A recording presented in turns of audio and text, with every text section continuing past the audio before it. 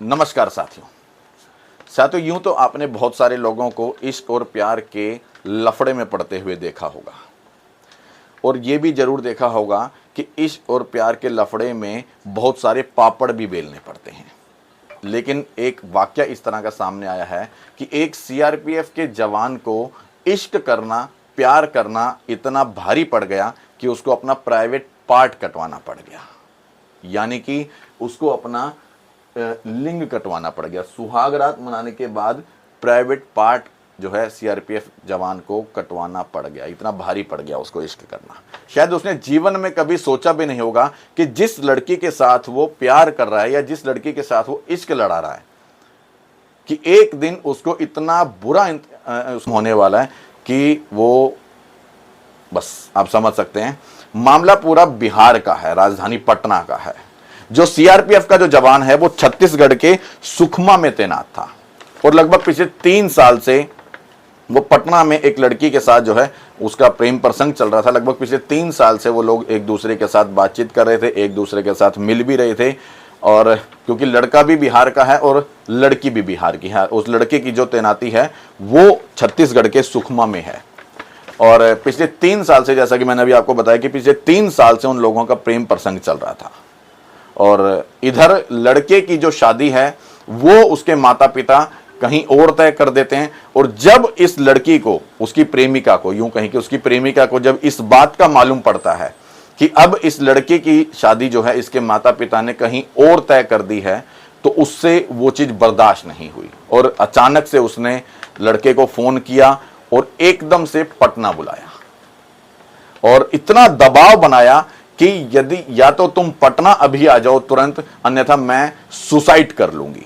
और इस चक्कर में लड़का इतना डर गया कि उसने अपनी नौकरी भी जाने का या नौकरी का क्या होगा उस चीज की सोचे बिना वो तुरंत जो है एकदम पटना पहुंच जाता है उस लड़की के पास, अपनी प्रेमिका के पास।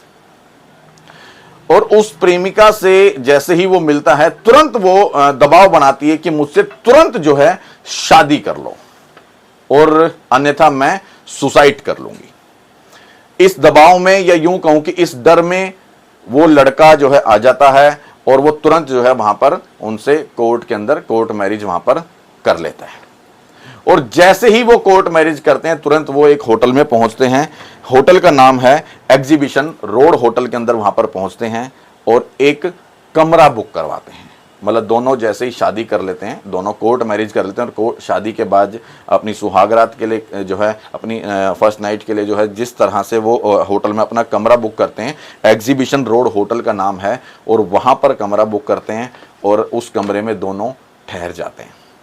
लगभग 2 से 4 घंटे बीतते हैं कि कमरे से चीखने और चिल्लाने की आवाज़ जो है वो आने लगती है। 2 से 4 घंटे बीतने के बाद ना जाने उस प्रेमिका को या उस लड़की को ऐसा क्या हो जाता है कि वो अपने होश गवा बैठती है और कमरे से चीखने और चिल्लाने की आवाज बाहर आने लगती है। और वो लड़का बाहर जिस समय आता है उस कमरे से, चीखता चिल्लाता, तड़पता हुआ, मचलता हुआ, छटपटाता हुआ, तुरंत वो कभी इधर उधर भागता है, कभी इधर उधर भागता है और वो जो है होटल के स्टाफ के पास, जो मैनेजर जो हैं, वहां पर पहुंचता है और उनसे मदद की गुहार लगाता है और कहता है मुझे बचा लो, मुझे बचा लो।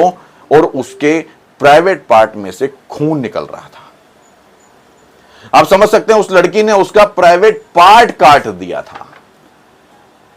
इस आलन फानन में तुरंत जो है उसका होटल का जो स्टाफ है वो उनको नजदीकी हॉस्पिटल में उनको भर्ती करवा देते हैं। पटना के पीएमसीएच के अंदर जो है उसको भर्ती करवा दिया जाता है, जहां पर उसका इलाज शुरू होता है। और लगभग जिस समय डॉक्टर उसकी जांच करते हैं, इलाज के दौरान बताते हैं कि लगभग 60% जो है उसका लिंग जो है वो, प्राइवेट पार्ट जो है वो कट चुका होता है। अब यह मामला जो है नजदीकी थाने में पहुंचता है और थाने में पहुंचने के बाद जो है उस लड़की को गिरफ्तार किया जाता है।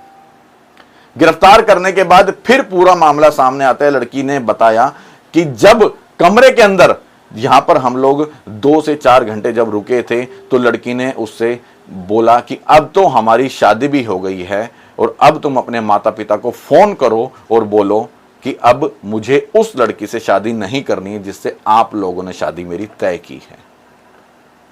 लड़का इस चीज को कहने से मना कर देता है और तब जाकर के लड़की आवेश में आकर, गुस्से में आकर, या यूं कहूं कि उस पागलपन में आकर के अपने ही प्रेमी का प्राइवेट पार्ट काट देती है।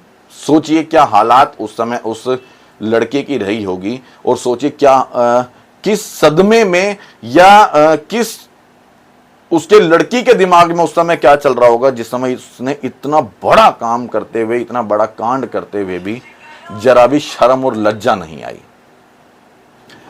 इस इश्क और प्यार के चक्कर में पड़ करके सीआरपीएफ के इस जवान ने अपनी जिंदगी खराब की, उस लड़की ने अपनी जिंदगी खराब करी। अब वो लड़की भी सलाखों के पीछे है। लड़का क्या अंजाम लड़के का हुआ है वो आपको पता लग चुका है।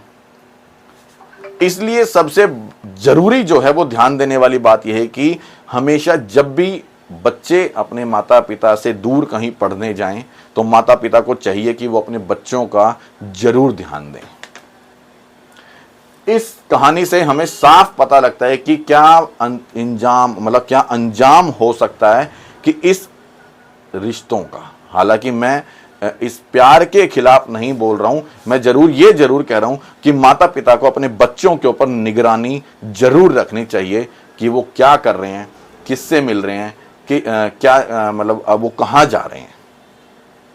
जब इस तरह की निगरानी भी नहीं रखी जाती, या यूं कहें कि बच्चों को खुली छूट दे दी जाती है, तो शायद तभी इस तरह के हादसे होते हैं जिसके अंदर उस सीआरपीएफ जवान को अपना लिंग कटवाना भारी पड़ गया, या यूं कहूं कि इश्क करना भारी पड़ गया। ये पूरा मामला था इस खबर के अंदर, जिसके अंदर आपने देखा कि इस सीआरपीएफ जवान को इश्क करना इतना भारी पड़ा कि अब ये जिंदगी भर भूल नहीं पाएगा।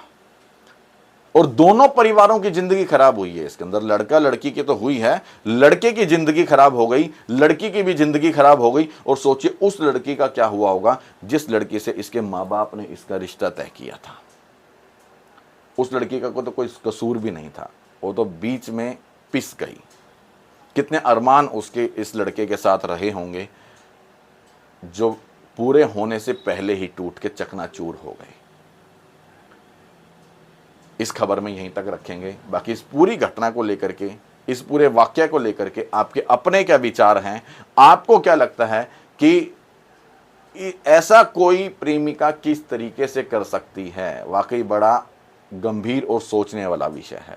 आप अपने विचार इस वीडियो के कमेंट बॉक्स में जरूर दीजिएगा। और साथ ही साथ यदि आपने हमारे चैनल को अभी तक सब्सक्राइब नहीं किया है तो चैनल को सब्सक्राइब जरूर कीजिएगा, और साथ ही साथ बेल आइकन को जरूर ऑन कीजिएगा। जय हिंद, जय भारत, वंदे मातरम।